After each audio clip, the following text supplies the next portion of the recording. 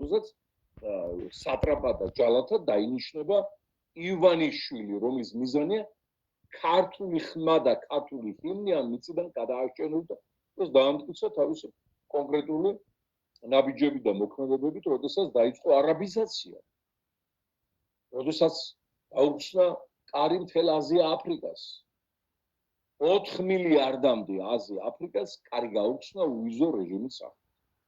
აღარაფერს ვამბობ 3 მილიარდ ჩინეთზე და ინდოეთზე. და ახლა გადავთ არაბულ სამყაროში. ბანგლადეში 200 მილიონიანი, 200 მილიონიანი პაკისტანი. ავღანეთი აჭრილი და ადუღებული 200 მილიონიანი ნიგერია ეს ყველა მოქალაქე აი ამ ქვეყნების შემოდის უვიზოდა და კიდევ კარგი რომ ქართული ხმა გესმის შიგდაშიგ მაინც და სულ არ გადავშვა ეს ყველაფერი გააკეთა ბიზნესმენებმა და გააკეთა რატო გააკეთა იმიტომ რომ ეს მოსთხოვეს თავისმა არაბულმა პარტნიორებმა იმ არაბების ჩამოსახლებაც აქ და მათი კალკები და სოფლების მშენებლობა პუტინთან არის შეთანხმებული მოსკოვის სტრატეგია. რომ ქართული ხმა აქ იქნას ჩახშობილი.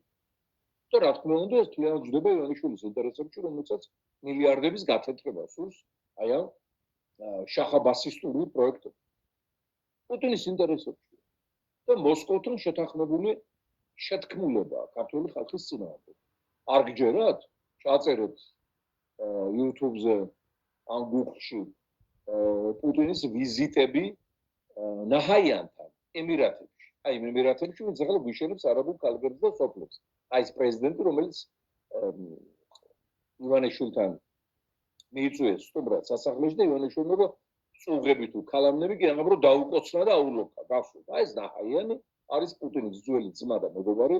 თავი წელიწადში რამდენჯერ ხვდებიან ერთმანეთს და პუტინი როცა ჩადის იქ ემირატებში არა მარტო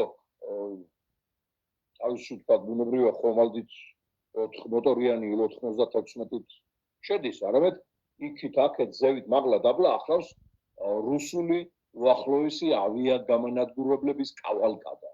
ანუ ინდონეზიას უახლოვე შეერაღებულ ბომბდამშენებს და შემტევ ავიაგამანადგურებლებს უხსნის ემირატები თავის წას. ახლა როდესაც ანკორიჩი იყო იქ ალიასკაზე და შეხვდა ტრამპს პუტინი იქ ამერიკის ავიაგამანადგურებლები შეეგებნენ საზღვართან და მათ მიაცილეს ანკორიჯამდე.